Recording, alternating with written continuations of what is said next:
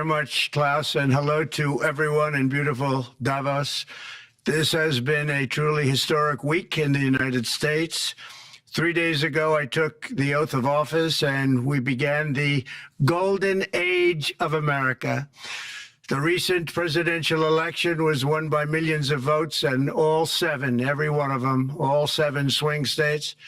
It was a massive mandate from the American people like hasn't been seen in many years. And some of the political pundits, even some of my so-called enemies, said it was the most consequential election victory in 129 years. That's quite nice.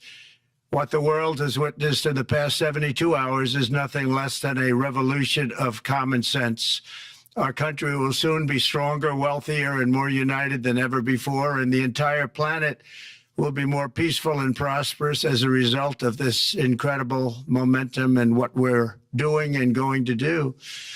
My administration is acting with unprecedented speed to fix the disasters we've inherited from a totally inept group of people and to solve every single crisis facing our country. This begins with confronting the economic chaos caused by the failed policies of the last administration. Over the past 4 years, our government racked up $8 trillion in wasteful deficit spending and inflicted nation-wrecking energy restrictions, crippling regulations, and hidden taxes like never before. The result is the worst inflation crisis in modern history and sky-high interest rates for our citizens and even throughout the world. Food prices and the price of almost every other thing known to mankind went through the roof. President Biden totally lost control of what was going on in our country, but in particular with our high inflation economy and at our border. Because of these ruinous policies, total government spending this year is $1.5 trillion higher than was projected to occur when I left office just 4 years ago. Likewise, the cost of servicing the debt is more than 230% higher than was projected in 2020. The inflation rate we are inheriting remains 50% higher than the historic target. It was the highest inflation probably in the history of our country. That's why from the moment I took office, I've taken rapid action to reverse each and every one of these radical left policies that created this calamity, in particular with immigration, crime, and inflation. On day one, I signed an executive order directing every member of my cabinet to marshal all powers at their disposal to defeat inflation and reduce the cost of daily life. I imposed a federal hiring freeze, a federal regulation freeze, a foreign aid freeze, and I created the new Department of Government Efficiency. I terminated the ridiculous and incredibly wasteful Green New Deal. I call it the Green New Scam. Withdrew from the one-sided Paris Climate Accord and ended the insane and costly electric vehicle mandate. We're going to let people buy the car they want to buy. I declared a national energy emergency, and that's so important, national energy emergency to unlock the liquid gold under our feet and pave the way for rapid approvals of new energy infrastructure. The United States has the largest amount of oil and gas of any country on earth, and we're going to use it. Not only will this reduce the cost of virtually all goods and services, it'll make the United States a manufacturing superpower and the world capital of artificial intelligence and crypto. My administration has also begun the largest deregulation campaign in history, far exceeding even the record-setting efforts of my last term. In total, the Biden administration imposed $50,000 in additional regulatory costs on the average American household over the last 4 years. I have promised to eliminate 10 old regulations for every new regulation, which will soon put many thousands of dollars back in the pockets of American families. To further unleash our economy, our majorities in the House and Senate, which we also took along with the presidency, are going to pass the largest tax cut in American history, including massive tax cuts for workers and family, and big tax cuts for domestic producers and manufacturers. And we're working with the Democrats on getting an extension of the original Trump tax cuts, as you probably know, by just reading any paper. My message to every business in the world is very simple. Come make your product in America, and we will give you among the lowest taxes of any nation on earth. We're bringing them down very substantially, even from the original Trump tax cuts. But if you don't make your product in America, which is your prerogative, then very simply you will have to pay a tariff, differing amounts, but a tariff which will direct hundreds of billions of dollars and even trillions of dollars into our treasury to strengthen our economy and pay down debt. Under the Trump administration, there will be no better place on earth to create jobs, build factories, or grow a company than right here in the good old USA. Already Americans' economic, you can see this, I think, maybe even in your wonderful, wonderful room that you're all gathered together, so many of my friends, but Americans, the economic confidence is soaring like we haven't seen in many, many decades, maybe not at all. Upon my election, it was just announced that small business optimism skyrocketed by 41 points in a single month. That's the highest ever. There's never been anything like that. SoftBank has announced between a $100 and $200 billion investment in the U.S. economy because of the election result. And just 2 days ago, Oracle, SoftBank, and OpenAI announced a $500 billion investment in AI infrastructure. Other companies likewise have announced billions and billions and billions, adding up to trillions of investment in America, in the United States.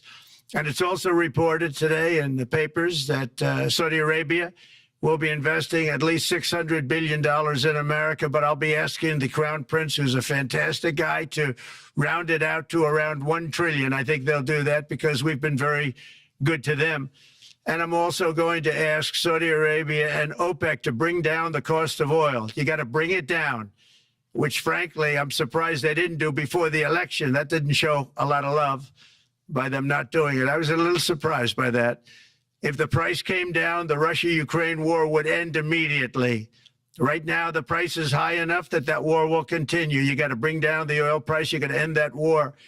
They should have done it long ago. They're very responsible, actually, to lives are being lost. With oil prices going down, I'll demand that interest rates drop immediately, and likewise, they should be dropping all over the world. Interest rates should follow us. All over, the progress that you're seeing is happening because of our historic victory in a recent presidential election, one that has become quite well known throughout the world. I think a lot of things are happening to a lot of countries. They say that there's light shining all over the world since the election, and even countries that we aren't particularly friendly with are happy because they understand what there is a future and how great the future will be. Under our leadership, America is back and open for business. And this week, I'm also taking swift action to stop the invasion at our southern border. They allowed people to come in at levels that nobody's ever seen before. It was ridiculous. I declared to do, and very, very importantly, a national emergency on our border, immediately halted all entry of illegal border crossers, of which there were many, and began promptly returning the illegal trespassers back to the place from which they came. That action, as you've probably seen, has already started very strongly. I've deployed active duty U.S. military and National Guard troops to the border to assist in repelling the invasion. It was really an invasion. We will not allow our territory to be violated. After 4 long years, the United States is strong and sovereign and a beautiful nation once again. It's a strong, sovereign nation. In addition, I'm pleased to report that America is also a free nation once again. On day one, I signed an executive order to stop all government censorship.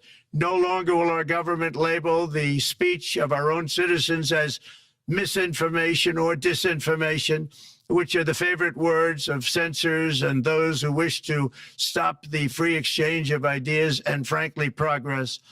We have saved free speech in America, and we've saved it strongly. With another historic executive order this week, I also ended the weaponization of law enforcement against the American people and, frankly, against politicians, and restored the fair, equal, and impartial rule of law. My administration has taken action to abolish all discriminatory diversity, equity, and inclusion nonsense. And these are policies that were absolute nonsense throughout the government and the private sector. With the recent yet somewhat unexpected great Supreme Court decision just made, America will once again become a merit-based country. You have to hear that word, merit-based country.